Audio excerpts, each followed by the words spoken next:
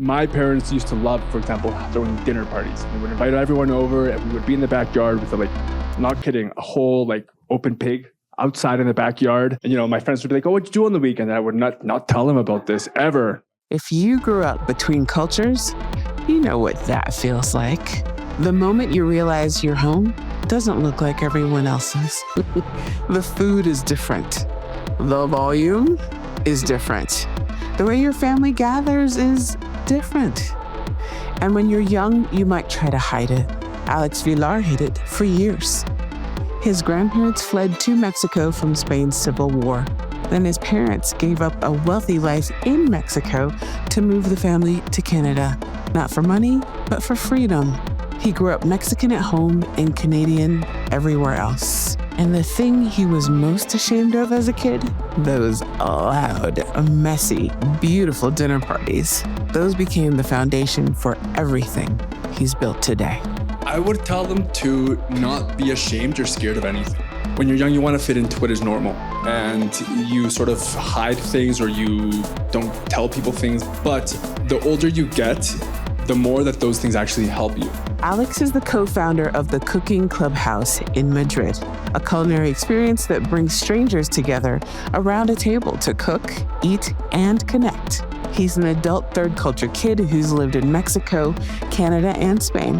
And today, he's going to show you how the culture he once hid became the thing that made him extraordinary. I'm Eliane Aldine, and this is Cultures, where we explore how growing up across cultures, countries, and identities shapes who you become. Let's do it.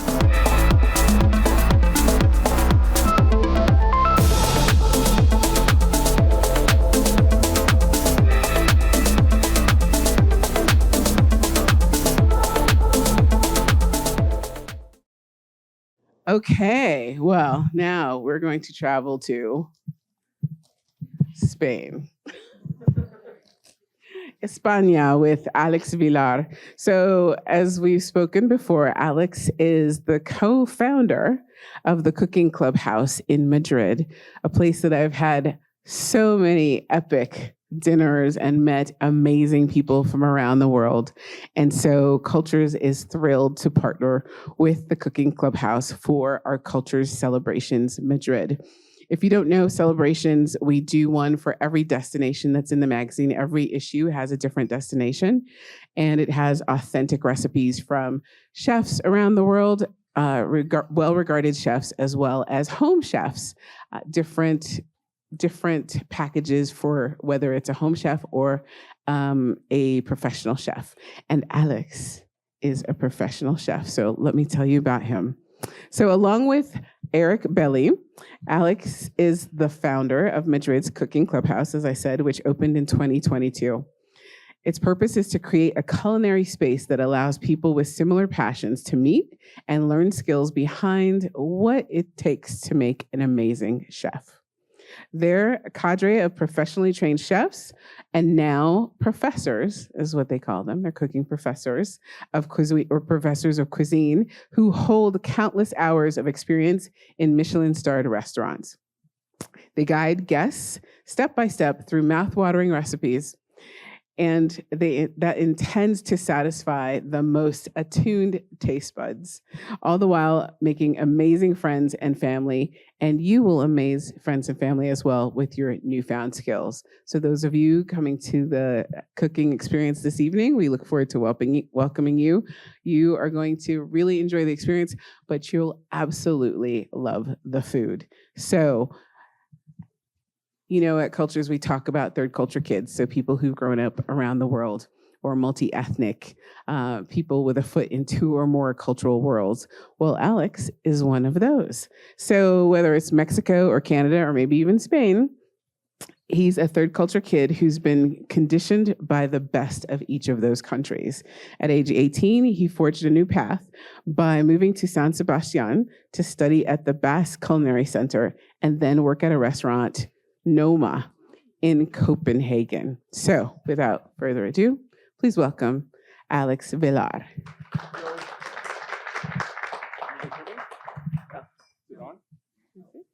I'll hand it to you when you answer. You'll have to have longer answers than my questions. Okay, so this one is easy. Tell us in detail how you grew up. Yes. Okay, so I grew up in Canada. Tell you a little bit about my story. So my grandparents are from Spain. They moved to Mexico during the Spanish Civil War. My parents were then born in Mexico, so we have a very strong Mexican culture. And then when I was around 3 years old, we moved to Canada, and that's where I grew up until I was 18. I then moved to Spain, and if you've been to Spain, you know that it's amazing. And I ended up staying there. So my time in Canada, I grew up, we were, let's say, lower middle class at the beginning, and eventually middle class. Canada, it's very equal. So there's very little low class and very little upper class. Everyone is very equal, all right? And I grew up in Canada in one household, but in a different country, let's say that. So in my house, my parents were very strict on us maintaining our Spanish and Mexican heritage. So they were very strict up to the fact that like we were not allowed to speak English in the house. Like it was, if they heard us speaking English, we would get in trouble. And that really made me learn both Spanish and English at the same time. So in the house, it was a very strong Mexican heritage culture. And then outside in my school with my classmates and everyone else, it was very Canadian. So I was able to sort of pick and choose the best and worst of each culture at the same time. And that really helped me become who I am today. You know, just the fact that my parents obligated me to speak Spanish opened the doors for me to be able to move to Spain and do university in a country that's a different language than where I grew up. Apart from that, you know, growing up in Canada as an immigrant, more or less, was very strange because my parents used to love, for example, throwing dinner parties. And they would invite everyone over and we would be in the backyard with not kidding, a whole open pig outside in the backyard, roasting. And then my Canadian neighbors would come out, look at the window and be like, what are these guys doing? You know, we're these weirdos. But that helped me. At the beginning, I was very shy of that. And, you know, my friends would be like, oh, what'd you do on the weekend? And I would not tell them about this ever. Like there would no way I would tell them. But eventually, as I grew older, I started to take all this as benefit, you know, because it opened my eyes to different cultures and it allowed me to see that there's something very beautiful behind being very different, you know. And this, again, it allowed me to sort of become who I am today and, you know, sort of forge the path that I'm currently on. It's good. Fantastic. Thank you. How many TCKs can relate? Yes. I heard you laughing, Jaime. So what did it feel like to be from one place but grow up in a different place? So this is actually a very interesting question. Maybe I have the misconception, but I feel like when people think of immigration or an immigrant, they sometimes see it as a negative thing. It might not be the best word or aspect. And I think when people think of immigration, they think of people looking for a better life, a better economy, and so on. So in my personal sense, my parents and my family in Mexico, it was very opposite to that. You know, my parents were actually born into a very well-off and wealthy family in Mexico. And the country that I know in Mexico is very different from what a lot of people know in Mexico. And my parents specifically moved to Canada to sort of give us, their kids, not a better economical future, but a better freedom in one way or another. Because I say this to my parents very often. My parents moved to Mexico and their quality of life dropped significantly. Like in Mexico, my parents had, we had help at home. We had chauffeurs. We had people that were there to help them. No, in Mexico. Oh. So in Mexico, we had. But it dropped significantly? Economically, yes. Because in Canada, it's going back to what I mentioned. There's a middle class. There's only the 1% has. So it dropped when you went to Canada? Economically, yes. Okay. But our freedoms expanded. Because if we would have stayed in Mexico, I most likely would have been dragged into the family business, whether or not I liked it. I would have most likely been forced to maybe marry into a last name, not necessarily, but there's this bubble that you're sort of forced to follow. And my parents gave all that up so their kids, could be more free. So growing up, being from a country like Mexico and seeing all that, but then going to Canada and being very normal, that also opened my eyes to being able to sort of pick and choose the things that now have made me the person that I am. Very open, very, very happy, and in one way or another, very free. Fantastic. I didn't mean to cut you off. That was a great story. So what would you tell others who grew up differently? How could they translate their experiences as a child into a I don't know where that came from. Oh God. Into a successful adult life. Can you repeat the question? Sorry, I got thrown off. I know, I distracted you. It's okay. I'm sorry. Okay. What would you tell others who grew up differently about how they could translate their experiences as a child into a successful adult life? I would tell them to not be ashamed or scared of anything. Again, when you're young, there's a lot of things that when you're young, you want to fit into what is normal. And you sort of hide things or you don't tell people things because, again, you want to be normal. But the older you get, the more that those things actually help you. So I would just tell everyone to not be scared and actually own that. There's nothing better than telling the story, the fact that my parents used to have like a pig in the back roasting and all their friends would be over. And these kind of small details that I remember very clearly, they've allowed me to be open to new experiences, to not be scared of doing things differently, and to maybe not necessarily always have to follow the cultural norm. I think it's important that people maintain what their parents or what their grandparents or even what each person wants to make their own, to share this and own it 100%, 110%, and never really step back or be ashamed of what you want and what your family or what your culture has given you. Because in one way or another, these pig stories that I have, that is a story that I can tell because I've lived that. If you haven't lived that, you can't tell that. And it might be a dumb story like that one, but it could be something else that you get to share with somebody. And these are experiences that's, the more that you share them, the more that you own them, the more vision that you've seen and have to share. I love that. So at Cultures, we talk a lot about being fully authentically you. That's our new tagline, fully authentically you. So we talk about how other people tell us our stories. It always it trips me out when people literally try to tell me who I am. They're like, they'll ask a question and I give the answer and they're like, no, that's not it. I'm like, what? It's like, what? I just met you. It's like, what? So it's interesting that people see you and they have certain perceptions of who you might be, where you might be from, what you look like, what you sound like.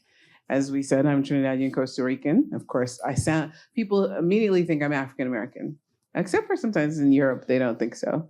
But they don't usually think so. But it's interesting because then whatever that perception is for them, they put it onto the person, right?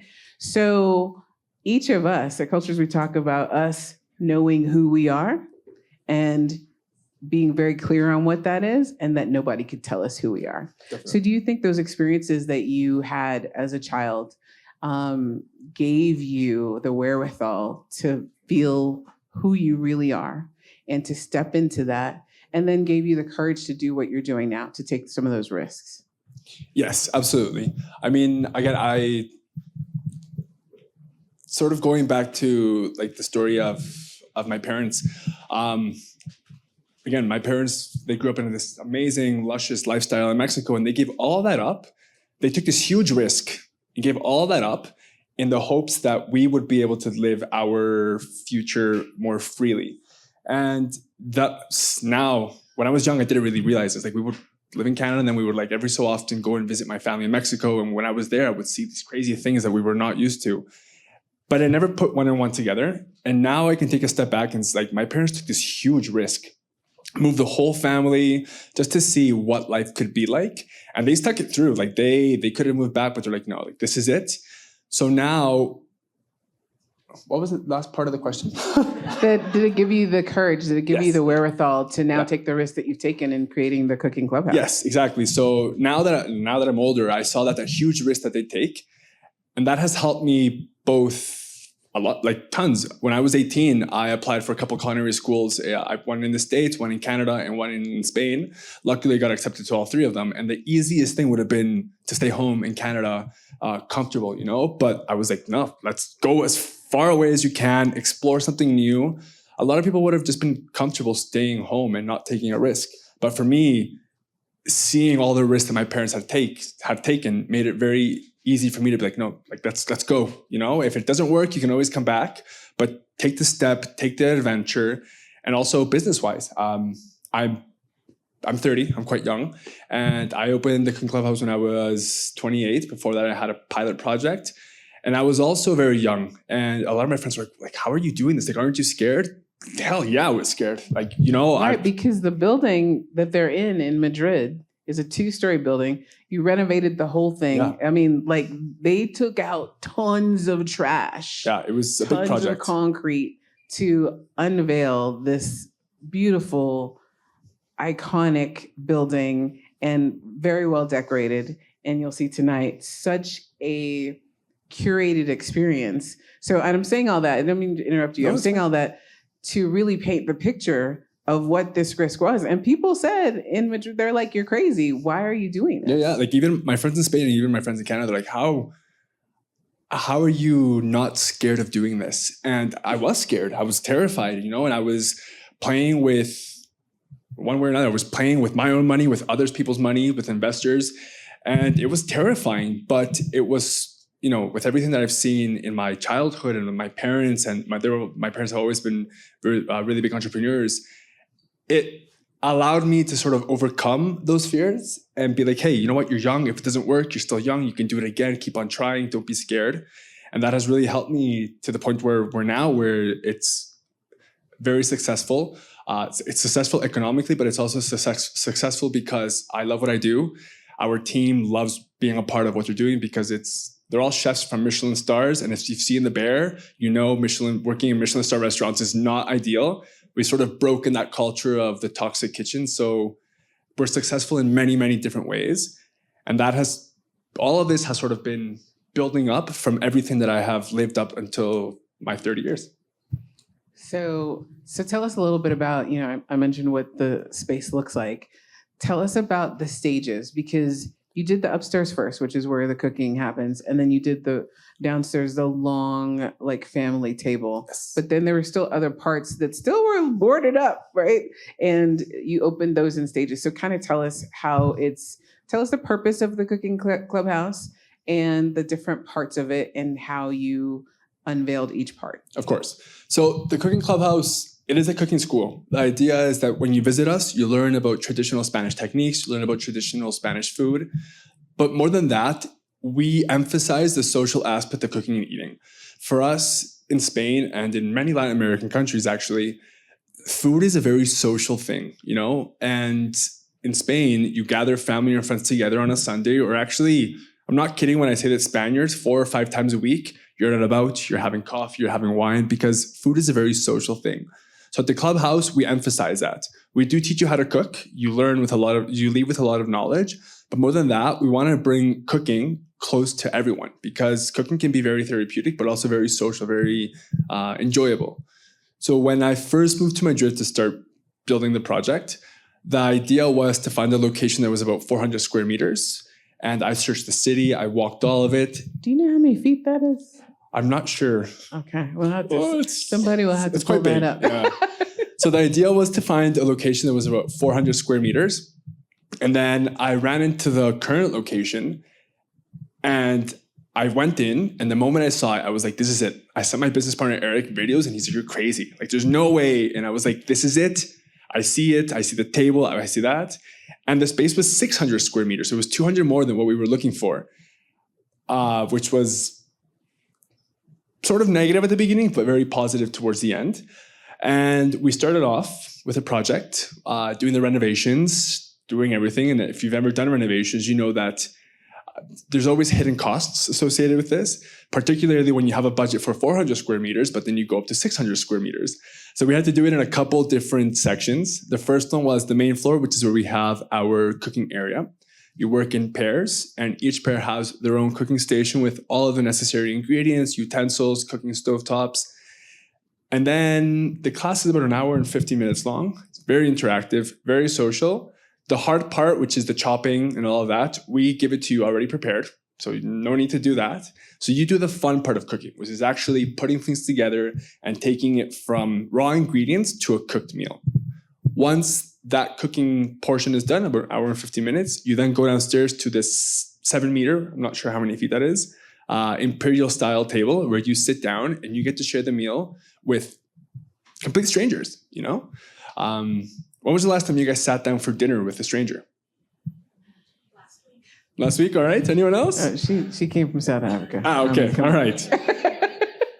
So it's not very common. And at the clubhouse, you can rent out the whole space if you like. But the free sale, which is what we do regularly, you go by yourself or in a pair or a group of 4, whatever you want. And then beside you or in front of you, you have a couple from Spain, and then a group of 4 from Berlin, and then 2 more from Barcelona. And at the beginning, nobody knows each other. But all of our experiences are bottomless wine pairing. So the more you drink, the more you start to get to know everyone. Yeah. Like people, I mean, I don't drink, so I can loosen up very easily, but it's pretty hilarious. Mm-hmm. People are very nice by the end of the night. Exactly. And then, you sit down and you get to cook, you get to eat what you've made, plus a couple of appetizers and desserts that our chefs have made. So it turns out to be a 7-course meal with 5 different wines. But more than that, you get to share a meal with strangers. And at the table, it's always this amazing vibe of people talking, communicating. Where are you from? I'm from here. What have you done? You're from South Africa. I'm going there in 2 weeks. It's very unique. I've been very lucky. I've been able to travel and live all over the world. And I have, not to say this about my own concept, but I have yet to see something so similar and so heartwarming and unique up until today. Yeah. I'd have to agree with that. I mean, you all know, even, 2 years ago, we did our 5th anniversary world tour, and I was in 22 countries that year. And usually I'm in at least 7, 10 each year. And we do culinary experiences, some of the best Michelin star restaurants around the world. This is the most unique and wonderful experience that I've ever had. And then the food is just out of this world, because some of those restaurants, you're like, how did you get these stars? It's usually about the experience more than the food, right? But the experience here is so heartwarming and so full of community. I mean, people really leave with friends when it's over. And I'm looking forward to that with you all tonight. So tell me what you think in your childhood helped you come up with this concept? Or was it you and Eric together? Did you come up with it? No, Eric joined me a little bit afterwards. What helped me come up with this concept at the beginning?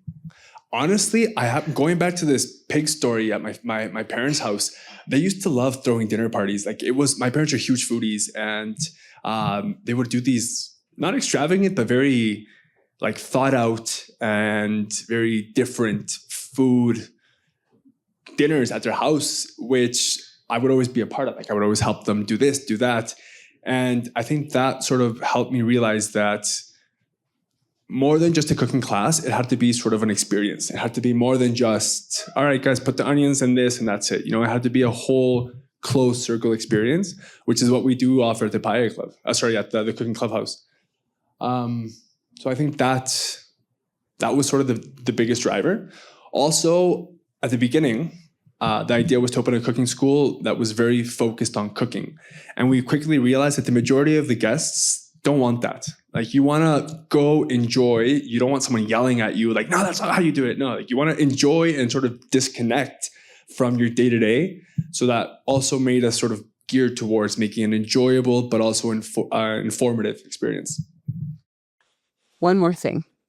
If you've been looking for a community of people who actually get what it means to live across cultures, people who don't need you to explain why this matters, then I want to invite you to become a member at Cultures. You'll get access to the luxury print magazine, exclusive content, global cultural experiences, and a worldwide community of people who move between worlds just like you do. Check the link in the description to learn more. Come be a part of what we're building. So his partner also is a TCK. So Eric is Italian and grew up in Nicaragua and now is in Spain. And so unfortunately, he was supposed to be with us, but due to visa issues, he's not here. So how did you two meet? Because we find that TCKs typically, or people who are culturally fluid, it's like a magnet. Like you are just drawn to each other. And then later you find out you have this similar background. So how did you two meet? Yes. So as I mentioned before, Madrid, we had a pilot project in Barcelona called the Paella Club, which I actually just mentioned. And I started that 8-9 years ago with a different business partner.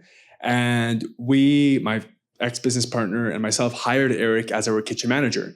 And immediately, Eric and I, it was just, as you say, we clicked immediately.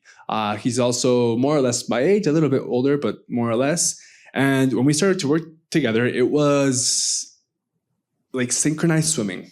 Literally, we would give the classes and I would take a step and he would just walk behind me and then he would walk in front of me and I would hand him something. It was just perfect.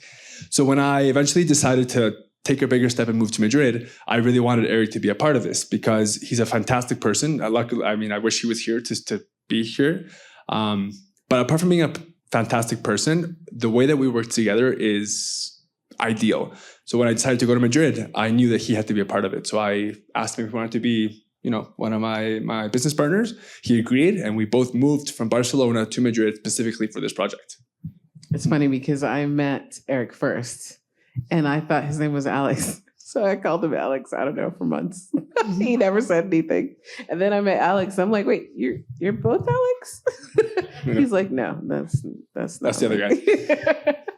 So tell me, what is your favorite thing about growing up the way you did? And I'm wondering if it's, back to the pig story, is that part of what gave you that passion for cooking? How did that develop?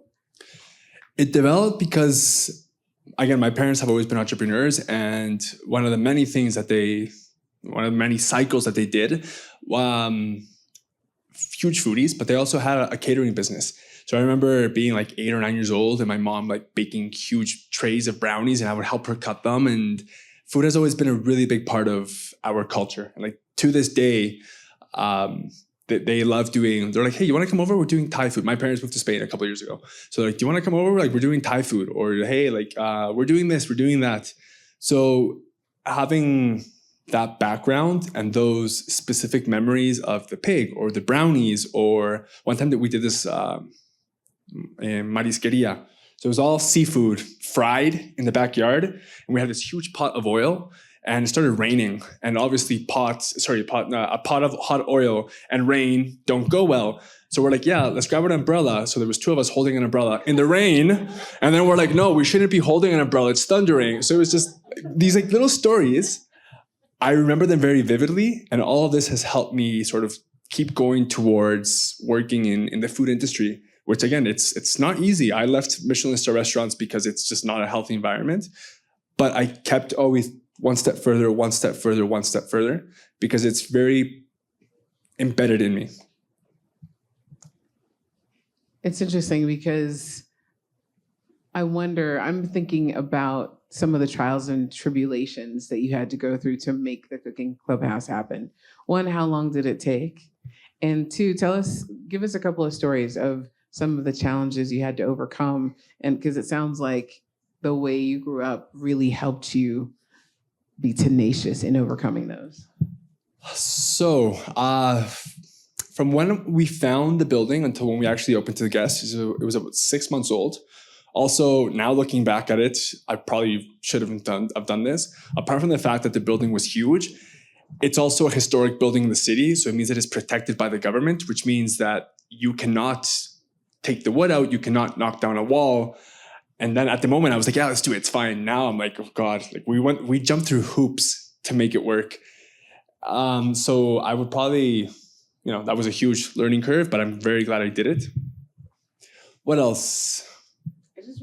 I just remembered you didn't tell us about the stages. So you had the cooking class upstairs, and then there's that beautiful, how long? 800? 7 meters. 7-meter table, however long that is in feet, downstairs. But then the last time I was there, you opened it's like a bar room? The bar, yeah. And then in the back, it's like a painting room? Yes. Okay, so yeah. How did these stages come about? And was that part of the tenacity? Because I think they still had all the debris, we're talking, how old is this building? 180 years. So it was bricks, it was wood, it was nails back there. And it's so funny because the rest of it was so beautiful. I only know because we have this partnership, so I got to see it. But they dug all of that out and created this amazing space. So those last 2 rooms, and is there another one in the back that I haven't seen yet as well? The storage area. Yeah. Oh, okay. Well, so after the cooking area and the dining area, from the beginning in the business plan, the idea was to eventually open a bar because, again, after a bottle of wine, everyone's best friends and they want to hang around still. So we eventually opened the bar with this. We were like so excited. We were sure it was going to work. We spent money on it. Like we had it all set up. And then the first day we're like, okay, well, the experience is over. It's 10 o'clock. But if you want to stick around for drinks, you can do so at the bar. Nobody stayed. The next day, same thing. Nobody stayed. And that happened until we realized that it didn't matter how well organized it was, how good the drinks were. People just didn't want to stay. Staying more than 3 hours, 3.5 hours at one location when you're on vacation is too much. There's so much to do in Madrid. There's so much to see.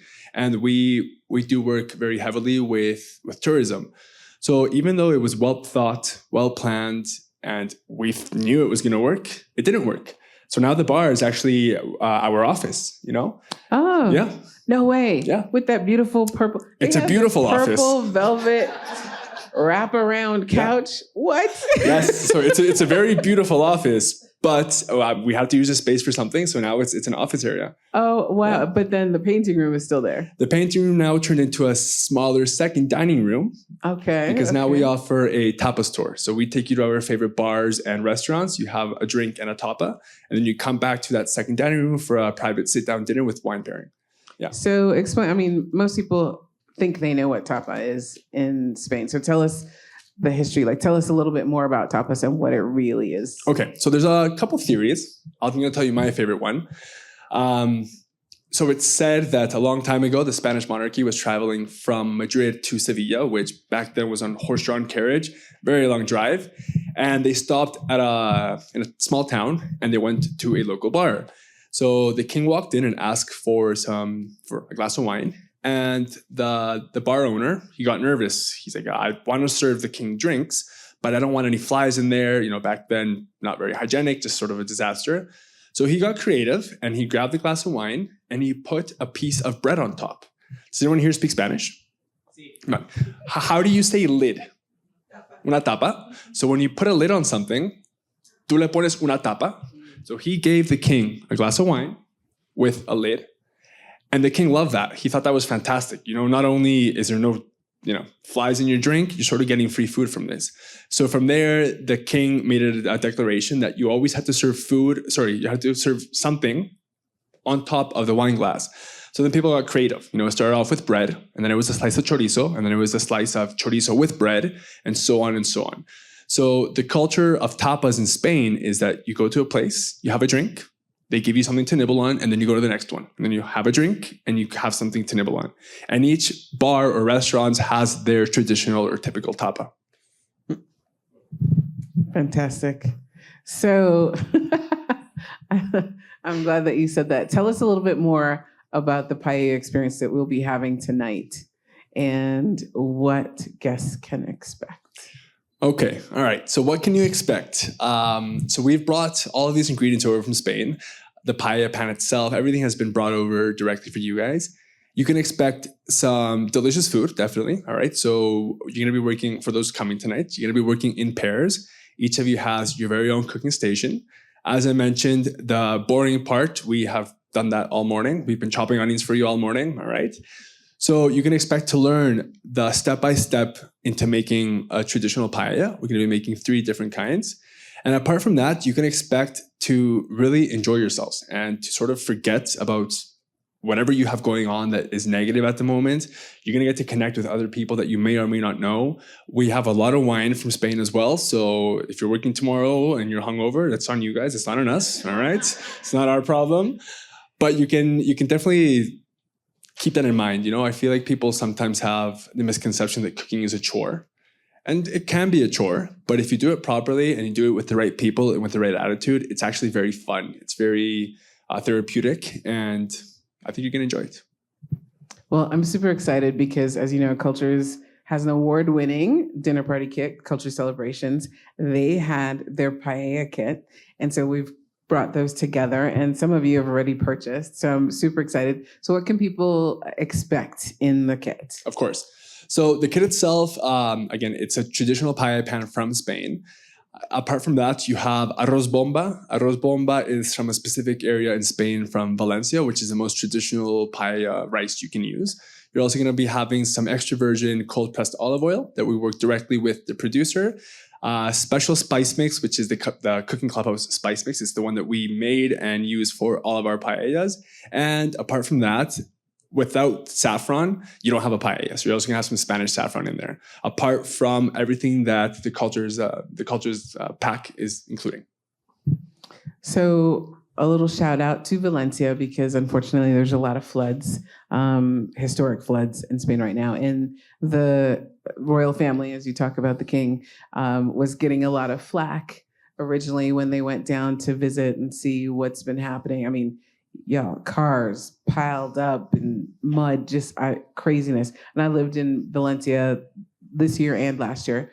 And so it's really interesting to see what has happened in the south end of the town. But now it's turning around, and the royal family is starting to get some praise for their work there. So prayers out to those in Valencia and those with the heavy rains in Barcelona as well, as we have this dinner this evening. Yeah, it's crazy how it was a tragedy for sure.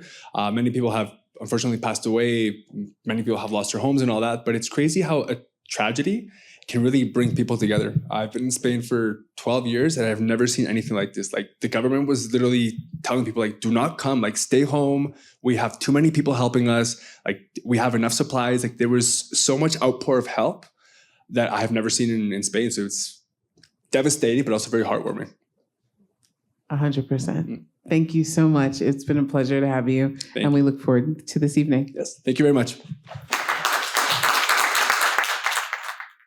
Today, I'm so excited to welcome yet again Kadija, who does our fabulous tablescapes for our culture celebrations. Tonight, we have a special dinner that will be made by chefs from Madrid. They are with the Cooking Clubhouse. And Kadija has created a beautiful tablescape to go with this culture celebration from Madrid for an authentic paella dinner. Can't wait till you hear all the creativity that came behind this. Kadija? Hi, how are you? Good, how are you? Good. Good to see you. This is beautiful. Thank you. So tell us, what was your inspiration this time? The people. The people. The culture. Yes. The being togetherness. I loved everything about studying about Spain. It was less about the decor and more about the gathering. And I believe that's what Cultures is all about. So I'm excited to talk about this tablescape. Okay. Yeah. I love the choices of the copper, as you can see. I love the copper, right? Yeah. And of course, red and white is a lot with Spain. We looked at those colors a lot, and our invitations have those colors as well. So tell us, and of course, the olives I see here. Olives. So tell me about these choices. Absolutely.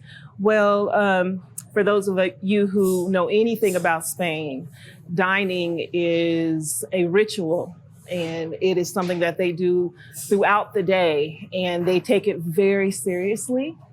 And so I love that because I love to eat, and knowing that you can just sit down multiple times a day and have amazing conversation over food was exciting. Okay.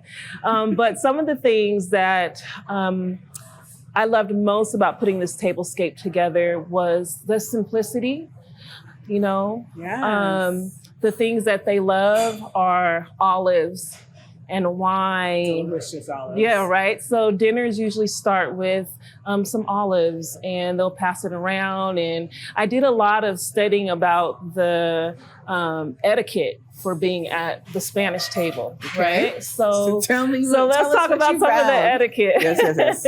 So all things are shareable. Hands are never in laps. Always, and elbows never on tables. Yes. So hands always need to be seen, you guys. Do not be in Spain or be at a Spanish restaurant and have your hands in your lap or your elbows on the table. It is a no-no, yes. Okay?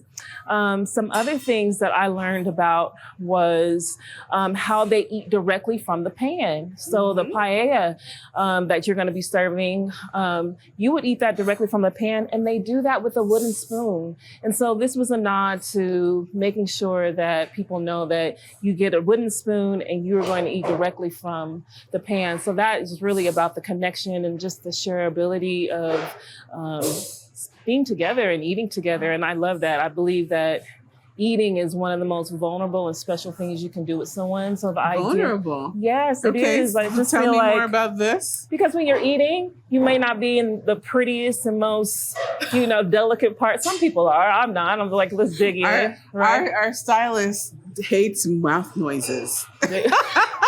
Absolutely hates mouth noises. Well, you love it in Spain.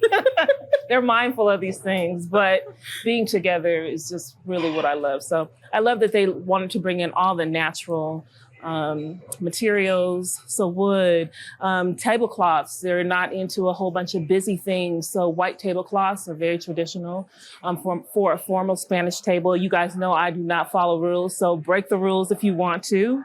And then also simple white plates, unless you're going to do some sort of floral on them that the Spanish love to do. Which brings me to the flowers.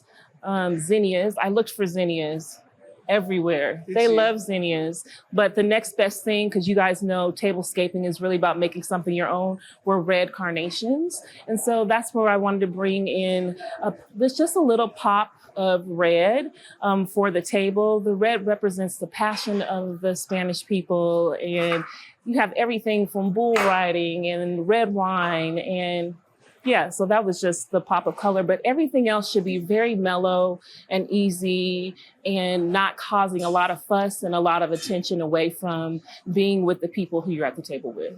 So for people, because as you know, we have the celebrations kits. Yes. And this particular kit is special. We have 2 of them. So normally, of course, you have your invitations, your thank you notes, the recipes, all the things. Yeah. But this particular kit also has the paella pan. It has the authentic Spanish spices. Yes. It has the Spanish rice, everything imported. Yes. And so with that, what would you tell them to inspire them to create a table like this? Because people may be looking at this table, and even though it is simple, very elegant, they may say, I can't do that. Yes, you can. So how do you step it through to create this? Step by step. So one, you guys, if you don't feel like going out and shopping, although I encourage you to, because this is all about embracing someone else's culture, but say you don't have the budget to do that, be fun, okay? And let's be creative. But I'm gonna tell you what I did. So of course, you know that I talked about they like to keep it natural, they like to keep it simple. So I'm gonna pull a table apart and we'll go through all the steps. Okay.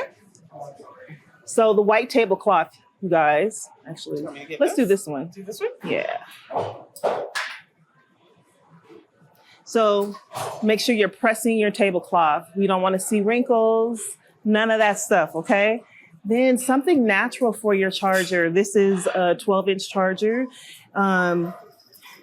something with texture. You guys know that texture and pattern add a lot of dimension and depth and visual interest to a table, especially when you have really neutral colors. You want to bring some sort of contrast. So this is where this really cool little woven charger came from. The other something that's really important, they are serious about napkins. Do you hear me? Napkins are serious. They like something that is light, linen in particular. This is actually linen. They want something that's pressed. And honestly, they also said they like a napkin that has a little bit of a waxy film to it. So mine doesn't have any wax. This is a true linen. But always using your napkins constantly.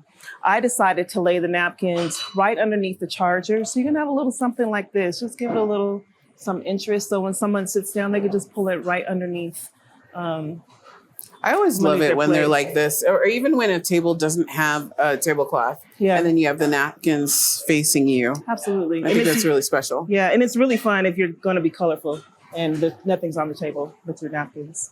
Next, we talked about this the last time when we did Trinidad and Tobago, but just simple white plate, you guys. We want to pay attention to what is on the plate. It does, because we want to add some dimension. Everything is neutral. When you're playing with neutral, when you're doing anything monochromatic, you want to layer as much as you can with texture and pattern. So this is just a hint of some brown and taupe and ivories against this white, and it's going to be amazing when you lay the food on here. It's a little shimmery. Just a little something. Yeah, I like it. I like it. A little something. And a little plate with a little lip. You guys, you see the lip and then just a bit of detail that's running through here.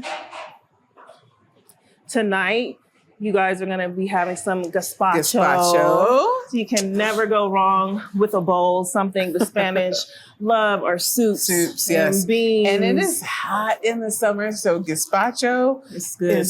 Yes, very good. Spain, Madrid in specific, is my second home. So the summers are brutal. They're nice and dry, though, not like Valencia or Barcelona. So gazpacho is a great way to cool down the middle of the day. I love that. So make sure your bowls are handy. Again, a little bit of something there, a little bit of texture, a little bit of something on the rim to warm it up. It's going to be beautiful. And you put the gazpacho in. This against that tomato base is going to be beautiful. Next to that. That's actually a good tip because you can consider the food that will be on the plate.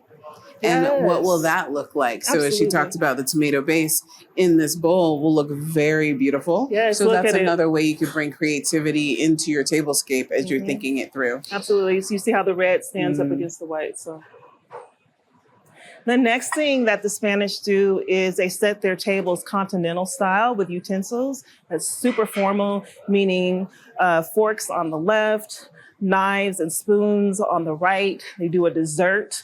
Knife and spoon above.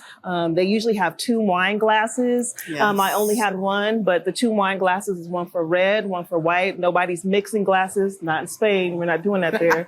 Okay? When you get a little bit of footage of our dinner tonight, you will see the plentiful wine. Yes, we love that. Drink up, y'all.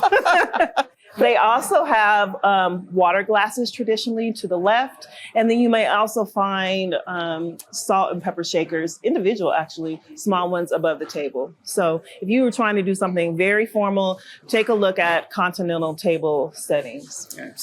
Well, one thing I love that you did is this wooden spoon for the gazpacho. Yes. Separately, I also love the copper ware. Yes. I don't want to say silverware, copperware. Yes. And the length of it, the beauty of it, it's just a little unique, a little different.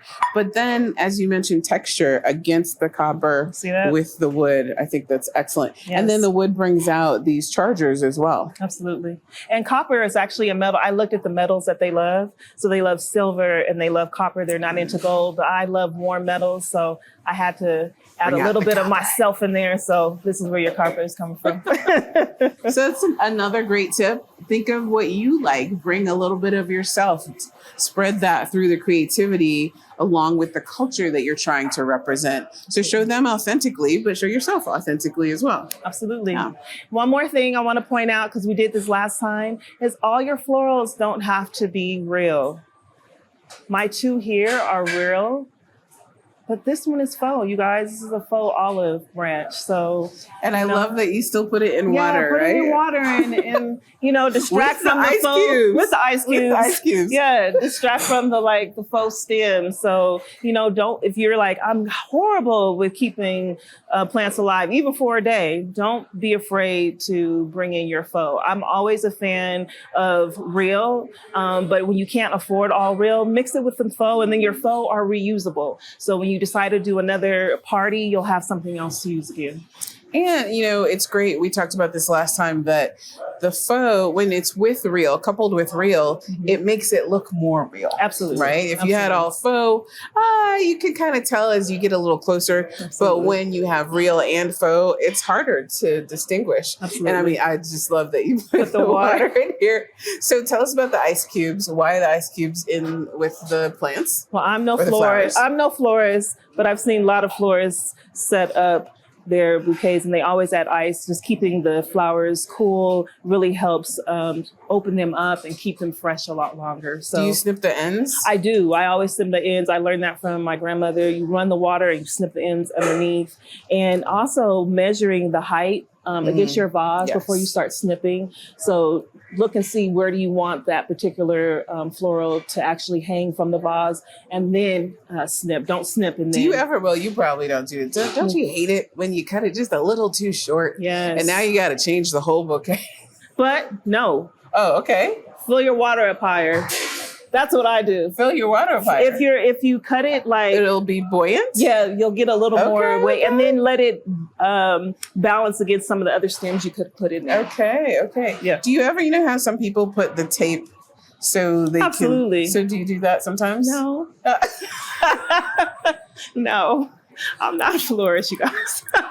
Never. My sister, she's amazing at bouquets. No, I never do that. No, don't feel pressured. You guys, this really is about being at home, being comfortable. If that's your thing and you're like OCD and you're a perfectionist, go ahead, do that, because the grid is the way to go for sure. But yeah, I don't do that. But these are not. These are my stems too short. Yes, and that will help with that for sure. And help you balance out your colors. So tell us about the candle choice this time and the holders. Yes, so the holders, again, I just wanted to do something in the neutral. I wanted to follow the pattern of what was on the plate. I just want to pull this out so you guys can see this.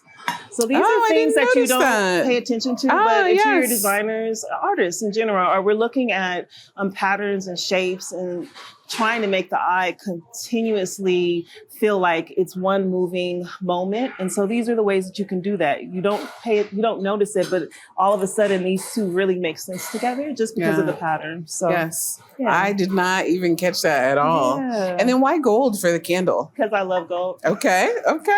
Because I love gold. You said you like the warm metals. Yeah, and a little bit of shimmer. You're not going to find a whole bunch of that on their tables, but here is also another way of honoring who you are at your dinner parties and bringing your guests in, so that, of course, they're experiencing something authentic to the place that you're taking them, but also, most importantly, authentic piece of you. Now, what about the height? Because I know in the last one we had quite a few heights for candles. So what about the height this time? I wanted to keep it very simple. And I want you guys to be mindful of this. Depending on the size of the table, once the food comes out, you're going to actually remove these. So we would take these out and actually put this to the side, because that big plate of paella is actually going to be sitting in the middle still in the pan, of this table. The very large pan. So tonight, as we phase in some of the footage from the dinner, you will see, we'll keep the flowers, but we'll have a 20 top, and we'll have 3 different types of paella. So we'll have mushroom for our vegans or vegetarians. We'll have seafood for those who don't eat meat. And then we'll have a res or a meat paella as well. And then we'll spread the flowers and the candles in between. Yeah, so that will look really nice because the height difference as well. The pan is quite large, but it comes up a little bit. So it'll add some more texture to the table. So that's something you should think about. That texture and that height difference really adds interest. And as you say, I already said texture, but it adds more texture to what you already have here. So it makes a really interesting table. And then the colors of the food. So just imagine the shrimp and the rice. And if you have squid ink paella, which is black, Oh my gosh. Yeah. Beautiful. Yes. Yes. What other tips do you have for us? What would you leave with someone? How do they then, they've gotten all the materials, they've brought out their personality, they've really been authentic to the culture. But then I know it's easy for you to put it all together, and you talked about the formal table setting, but how do they then put it all together? So I'm going to start with the first tip I said before, and that is really have fun. Like, I feel like when you feel like you're trying to do something right, you take all of the joy out of something. You know, you really, really do. There's this part of you that intuitively knows what you want. And it's okay for those of you who are like, I don't have a creative bone in my body. This is what this is all for. Like, literally roll the podcast and watch exactly what we did. I'll actually send you some behind the footage of me setting up the table, and we'll have great pictures so you can see how things are layered. But really have fun. Don't feel pressure to get anything right. To be honest with you, just really consider the people that are coming to enjoy this dinner with you. There's something that the Spanish call sobremesa. And it's about lingering, literally it translates to lingering around the table and not being in a rush to go anywhere. And so really that's what you want to be focusing on after you get all the pieces that you know you love and you think you want to go there. Florals, think about all the decor, maybe for the center. Always consider putting it to the center of the table. And then take some time to set up how you want your actual plate setting to be. But you know that you want a charger. You know that you're going to want a dinner plate. You know that you can't go do anything in Spain without a bowl.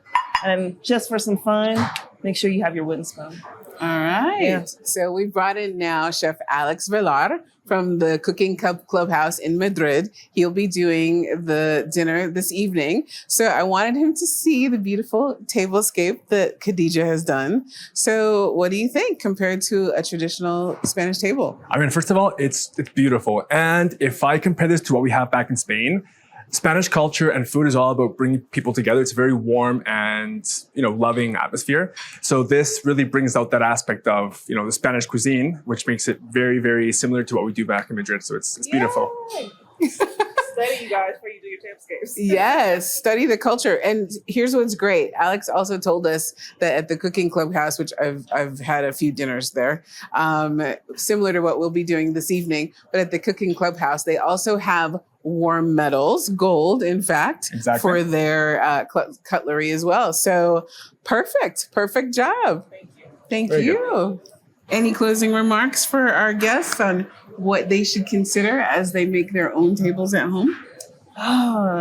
What should you consider? Drink a lot of wine. Get some good wine. Make sure you're pairing this with some good wine. And if you're in Colorado, have some water too. Because have some water. It's dry. So dry out here, you guys. Fantastic. Thank you. Thank you. Beautiful once again. I look forward to seeing it with all the guests around it tonight. All right. Thanks for being with us. If this episode resonated with you, then you're not the only one. There are over 1 billion people in the world who live between and among cultures. And Cultures is here, building a home for all of us. Subscribe to this channel so you don't miss a single conversation. And if you want to go deeper, join our email community. The link also is in the description. Every week, we'll send you stories, tools, and perspectives that help you connect with your unique cultural identity.